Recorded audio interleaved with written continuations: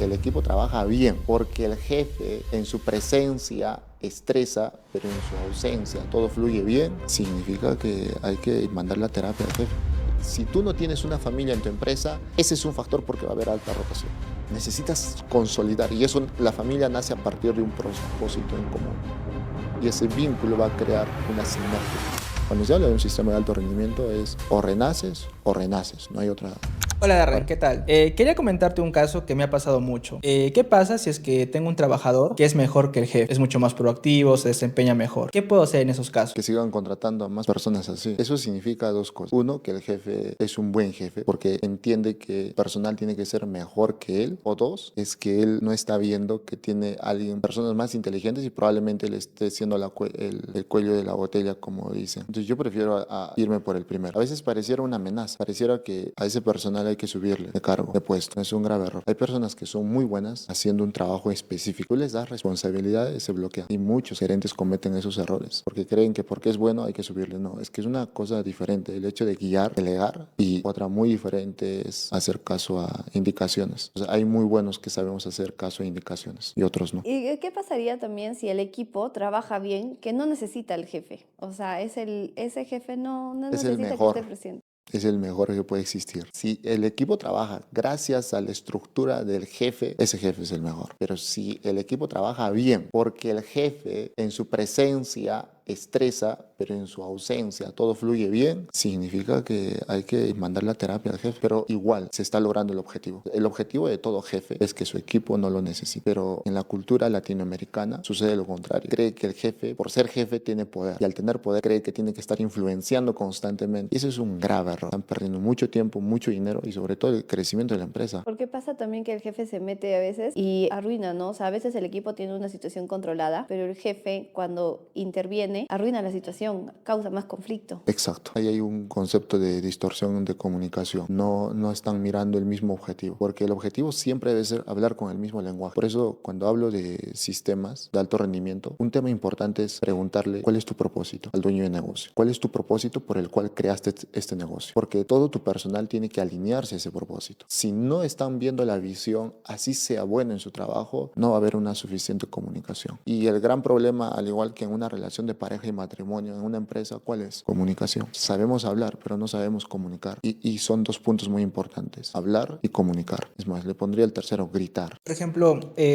cuando hay un trabajador que yo lo quiero promover a jefe, ¿cómo realmente sé de que esta persona puede cumplir con esas expectativas que yo tengo frente a él? Es muy simple. Hay que ver qué elementos, sobre todo personas, está dirigiendo y cómo lo está haciendo. Por ejemplo, muchos son muy buenos hijos, pero no son buenos padres. O sea, tú los ves y son muy buenas personas siendo hijos, respetuosas, cálidas. Aparentemente van a ser buenos padres. No, les va a tomar tiempo. Por eso que hay que colocar a un personal en un proceso de aprendizaje para que escale. Y cuando este proceso se da y se verifica experimentalmente, hay que colocarle al puesto. A mí me ha pasado muchas veces, porque yo veía que esta persona resaltaba del grupo, de su equipo de trabajo, le decía: tú vas a cumplir este rol. Y cuando le puse ese rol, empezó a decaer su rendimiento. ¿Por qué? Porque él era el alma de la fiesta. Ahora no podía hacer porque tenía él que dirigir. Y muchas veces un jefe necesita habilidades más de liderazgo y de ejecución que un trabajo en equipo. El que necesita trabajo en equipo es un coordinador, pero un jefe no. Un jefe necesita liderar. Es diferente. El jefe dice: haz que tu equipo funcione,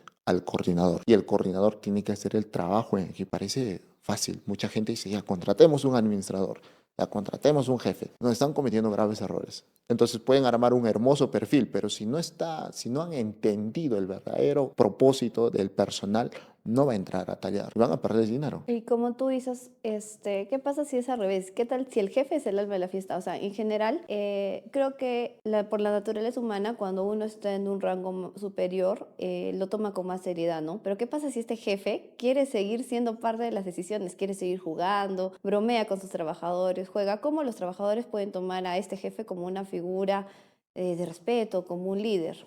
Sería hermoso que todos jugáramos en una empresa, pero ¿cuál es el problema?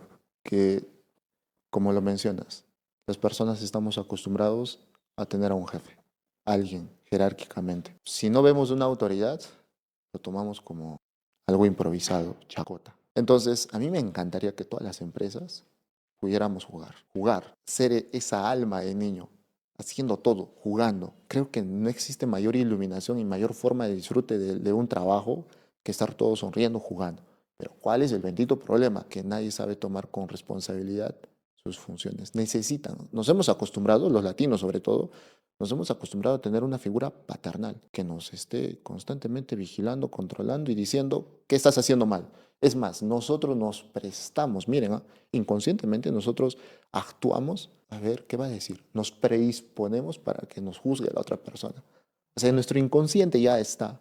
Somos personas que necesitamos a un jefe que nos esté controlando. Si yo, por ejemplo, quisiera implementar un sistema de alto rendimiento en mi empresa, ¿tendría que ser un sistema diferenciado tal vez para jefes, para trabajadores o es uno para todos? Hay niveles. Cuando hablamos de jefes y trabajadores, estamos hablando de un equipo. Y el equipo es un pilar importante del sistema de alto rendimiento. Entonces, necesitamos evaluar específicamente cuál es el puesto o los puestos estratégicos que se necesitan tomar atención. Porque no son todos, son unos cuantos. Es un 10 o 20% de todos. Y normalmente estos están en jefatura. Entonces se hace una reorganización de todos los procesos. Hay que evaluar, hay que ver realmente propósito, misión, visión, actividades y objetivos y ver si es que está sincronizado o no. ¿Sabes cuál es el problema? Que la mayoría de empresas tienen una visión y una misión pintada, solo porque tiene que estar en el manual. No lo tienen. Realmente, como su nombre lo indica, es una estrategia empresarial. Son documentos de estrategia empresarial. No está cumpliendo ese rol. Y cuando esto pasa, pues se nota que es una empresa improvisada. Y más allá de poner a una persona o no, es ordenar desde aquí, desde la estrategia empresarial. Ese plan estratégico empresarial tiene que implementarse y tiene que ejecutarse. Si no, ¿para qué carajos se ha perdido tiempo haciendo eso? Cuando yo veo una empresa que solamente lo tiene para, para ponerlo en su periódico mural, no, pues están improvisando demasiado. Darren, en tu experiencia, ¿qué tú prefieres? ¿Que contratar una persona experimentada en el sector que tenga varios conocimientos o una persona deseosa de aprender, de justamente seguir adquiriendo muchas más habilidades? El híbrido. O sea, si yo me daría a elegir el híbrido. Una persona que tiene demasiada experiencia, en su mayoría ya han desarrollado un concepto de identidad muy arraigada, difícil de cambiar. Entendiendo que hoy en día cualquier empresa que no esté innovando está retrasándose. Un gerente me puede decir, yo tengo toda la experiencia haciendo esto. Le presento a la IA y la IA le va a ganar. Necesita adaptarse. Entonces, prefiero un híbrido. Una persona que tenga experiencia o medianamente experiencia puntual, específica, de acuerdo al puesto. Por ejemplo, si yo necesito un jefe, a mí me importa más que tenga experiencia en un tema de dirección y ejecución que en un tema de conocimiento técnico. Si hablo de jefatura. ¿Por qué? Porque el conocimiento técnico puedo contratar a un consultor externo para que aprenda, porque sé que esta persona va a aprender rápido. Prefiero un consultor mucho más experimentado, que su nicho haya sido específicamente eso que se quiere consultar. Entonces tengo a la persona correcta, a la herramienta correcta, al apoyo correcto. Esto es mucho más estratégico. A mí me ha pasado antes que yo contrataba por experiencia. ¿Y qué me pasó? Fracasé. ¿Por qué? Porque ellos te dicen lo que quieren hacer. Y muchas veces ellos creen que porque aparentemente lo saben todo, pues manejan a su regalada gana, ¿no? Toman decisiones de por sí y cuando ven los resultados te dicen, no, es que necesitamos más tiempo. Y te das cuenta que tú, siendo inexperto, hubieras podido hacer o lo has hecho en menos tiempo. Y eso a mí me ha pasado muchas veces. Ahí he cometido dos errores. Uno, de no realmente no contratar a la persona indicada, pero dos, de no ser un buen líder.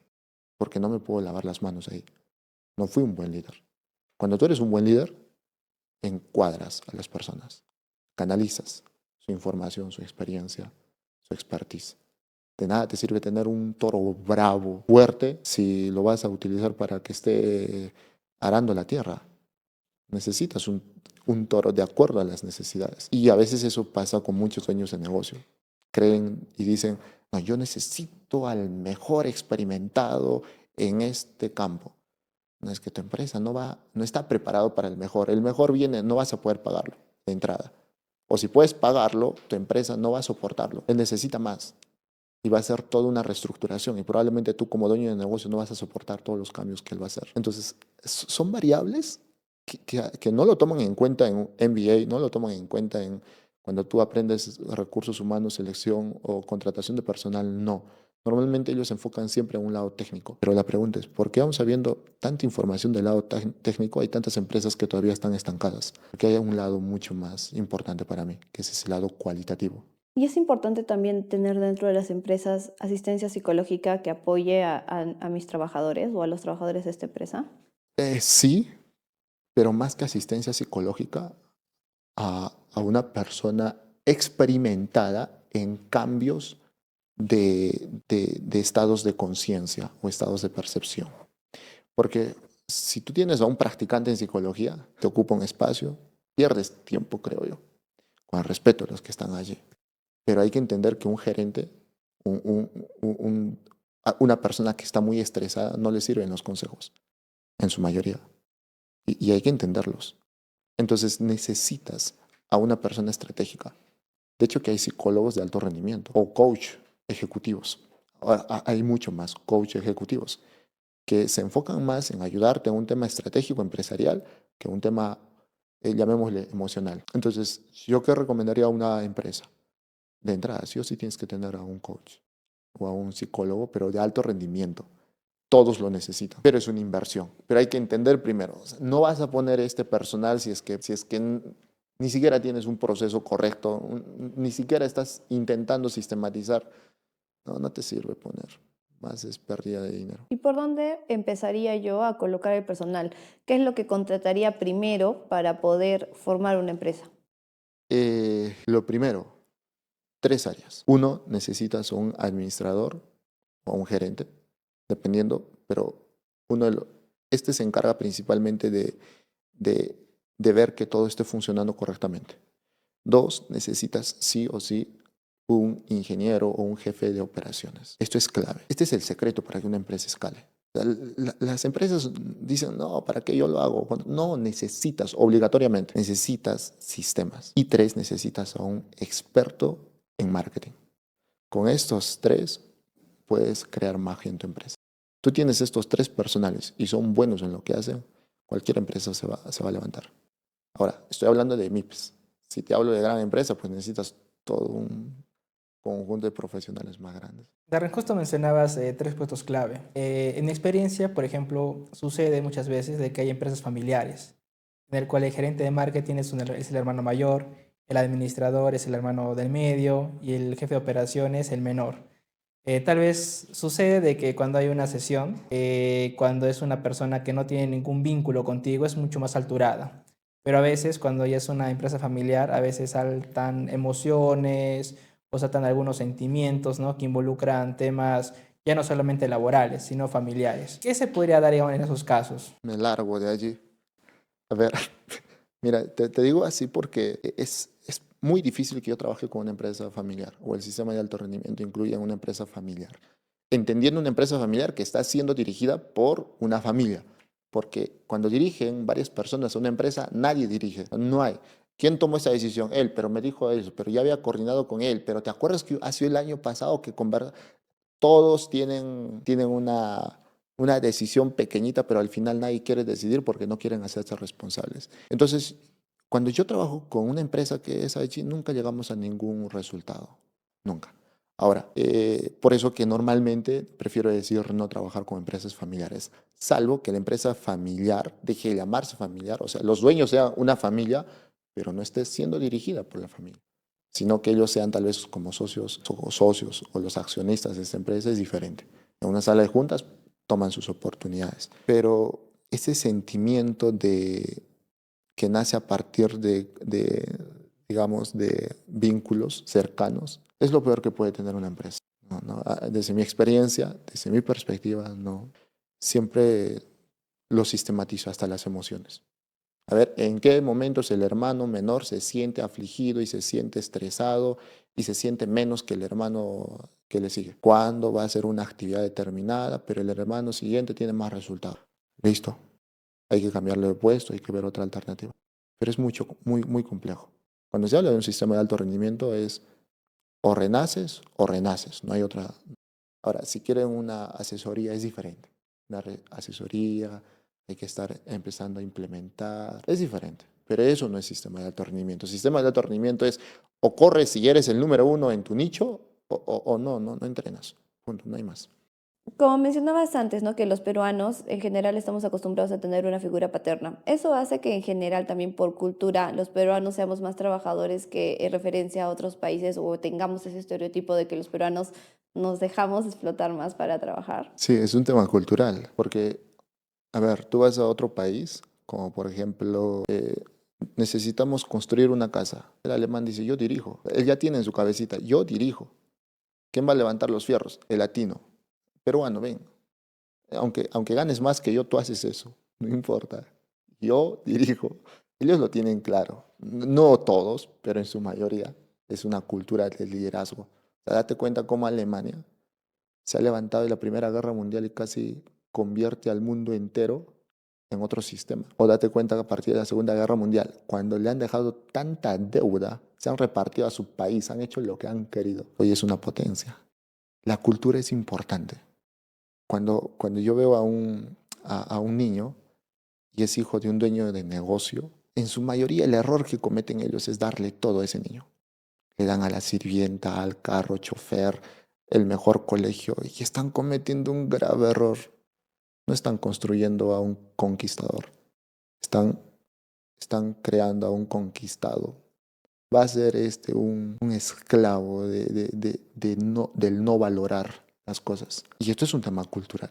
Por eso yo aludo mucho a Aristóteles, porque Aristóteles, él era un maestro, maestro, psicólogo, filósofo, astrólogo, historiador, matemático.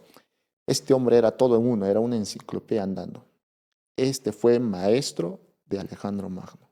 Entonces, el día que tú te preguntes por qué Alejandro Magno conquistó al imperio persa, el imperio más grande en ese momento, porque Alejandro tuvo a un gran maestro que le hizo ver al mundo que se podía comer y conquistar todo lo que él quería. A los 33 años, él había conquistado todo lo que quería. Y si se murió, era porque no había otro reino más grande. ¿A quién conquisto?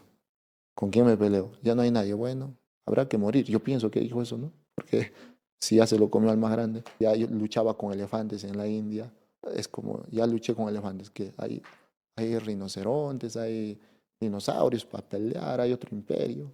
Si se hubiera enterado, no sé, de otro imperio como el de los incas, o bueno, creo que no estaba todavía el de los incas, tal vez algo le hubiera nacido. Por ejemplo, Darren, justo mencionabas ahora de una figura muy representativa. Y por ejemplo, actualmente, ya al menos en Perú, estamos próximos a a un nuevo proceso electoral, ¿no? Como tal, ¿cómo tú crees que tal vez tener un sistema de alto rendimiento ayudaría para que las personas que están queriendo postular puedan, digamos, ver o el país como una empresa, como una organización y tratar de aplicar esos principios? Uf, si las grandes potencias aplican un sistema de alto rendimiento. Lo primero, la diferencia entre el Estado peruano, la gobernabilidad y cómo es administrado un, imaginemos, Estados Unidos, es el sistema. Aquí en Perú hay mucho desorden, es decir, no tenemos un ISO los peruanos, pero tú ves un país como Noruega, las reglas y los sistemas están puntualmente.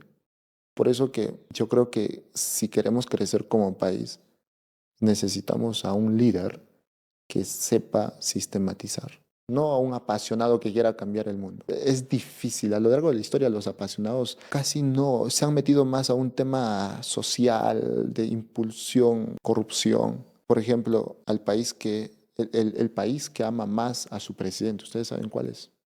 El Salvador, Bukele, ¿cierto? Bukele.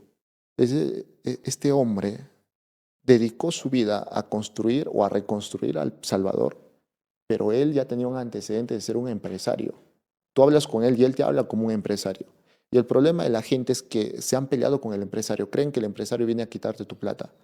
No, no, no, no. ¿Por qué nos hemos peleado con un empresario? Yo también me peleé en un momento, cuando yo era niño. Yo creí que ellos eran los culpables por el cual hay tanta corrupción, les gusta la plata, pero ellos están mejor preparados en un tema organizacional que una persona común y corriente. Yo trabajo con muchas municipalidades, alcaldes distritales y algunos provinciales. ¿Qué crees? El alcalde distrital lo que hace es contratar a cantidad de asesores, porque no saben ni cómo contratar a un personal. Claro, si ha sido el jefe o el presidente de regantes de la comunidad del pueblito X y como era bien alegre, le entraba a la cerveza, a los chistes. Le eligieron porque era empático, porque su alegría contagiaba. Vivimos en un país donde nos dejamos engañar demasiado y no está mal. Para ser un buen líder político hay que ser un buen empresario, como Donald Trump, que él perdió, entró en quiebra y así como entró en quiebra, pudo recuperar rápidamente todos sus millones de nuevo y ahora es el presidente. Entonces, para que nuestros políticos nos gobiernen, tendrían que ser unos buenos empresarios. Más que empresarios que aprendan a dirigir organizaciones, que tengan experiencia dirigiendo organizaciones. Y muchas veces quien te da la experiencia es una empresa, porque normalmente las empresas tienen organizaciones. Porque es diferente ser un fanático de cambiar el mundo con ser alguien experimentado con dirigir a personas. Porque dirigir a personas no es, muchachos, vamos a cambiar el país, todos. Necesitas sistemas, necesitas aliados, necesitas estrategias, necesitas pelearte a un inicio y luego negociar con grupos que tienen otros intereses. Donald Trump, ¿cuántas negociaciones tuvo donde se ha salvado la Tercera Guerra Mundial? Que bueno, por ahí pueda que tenga intereses personales, pero hay una guerra entre países, tiene que ir Donald Trump. Ni los que están inmersos en el problema pueden solucionar el problema. Entonces la capacidad de negociación es muy importante. De hecho, que digamos, una empresa que no tenga capital para un crecimiento es una empresa que su líder no sabe negociar. Una municipalidad que no tenga capital es porque su líder no sabe negociar, no sabe pedir. Que no es decir, ayúdame por favor. No, hay que crear un sistema, una propuesta, hay que hacer proyectos. Y hoy en día hay muchas municipalidades que he conocido que han sido beneficiadas. Entonces, el tema de liderazgo en cualquier estructura organizacional es clave para el crecimiento, ya sea de una empresa, de una comunidad, de un país. Y yo cuando entendí esto es donde yo empecé recién a entender que la psicología es más importante que todo. Tú puedes ser el mejor jefe dirigiendo, pero si no tienes tolerancia a la frustración, al estrés, no sabes detectar las mentiras, no sabes detectar las manipulaciones de tu equipo de trabajo, te van a traicionar, te van a abandonar y tú vas a ser el último que se va a enterar. Que a mí me ha pasado. X persona ahora está trabajando en una empresa de mi competencia. Y yo, así. Y no me dijo nada. Eso lo sabíamos hace medio año, me dijeron. ¿Y eso por qué me pasaba? Porque no tenía experiencia. Y el sistema de alto rendimiento me va a ayudar también a fidelizar, a que mi personal y todos me tengan lealtad para que no me pase esas cosas. No específicamente, pero va a cumplir con parte del propósito. Porque tú no puedes, desgraciadamente y afortunadamente, no puedes tener a las personas siempre a tu lado. Hay pocas personas que se van a quedar al final, hasta el final contigo. Pocas. Pero más allá de que se queden o no, el objetivo es que tengas un plan de contingencia. ¿Qué pasa si mi trabajador estrella se va? No quiero que se vaya. No, es peor. ¿Quieres irte? Vete. Está muy bien. Pero ¿cuál es tu plan de contingencia? Coloca un asistente. Coloca a alguien que esté. Pero voy a gastar adicional sueldo. Peor vas a gastar cuando se vaya y tengas que contratar y capacitar y de repente no sabe. No, es plan de contingencia. Es que un empresario es estratégico, no es estratégico. No se deja llevar por sus heridas emocionales de abandono, de traición. Y Darren, por ejemplo, ¿qué pasa con aquellas empresas que buscan que la organización sea tratada como una familia? Que tal vez buenos tratos, el tema de los permisos y de cierta forma como que no hay un control. ¿Es un modelo que realmente se debería seguir o no es recomendable? Definitivamente para mí es que es una empresa que va a ir al fracaso, entendiendo la cultura latinoamericana, porque nosotros, como dicen, le das la mano a alguien y se pasan hasta el cuello. No tienen esa empatía de poder respetar normas. Mi concepto de familia es diferente. Por ejemplo, para mí, mi familia es una familia de personas que despiertan su potencial, que resisten la presión, que saben sonreír, que saben retarse todos los días. La pregunta que yo haría es, ¿qué tipo de familia quieres tener? Porque si tienes una familia en el trabajo o creas una familia como dueño de negocio o como jefe, una familia donde eres tú condescendiente porque quieres complacer a los demás, ya perdiste como jefe.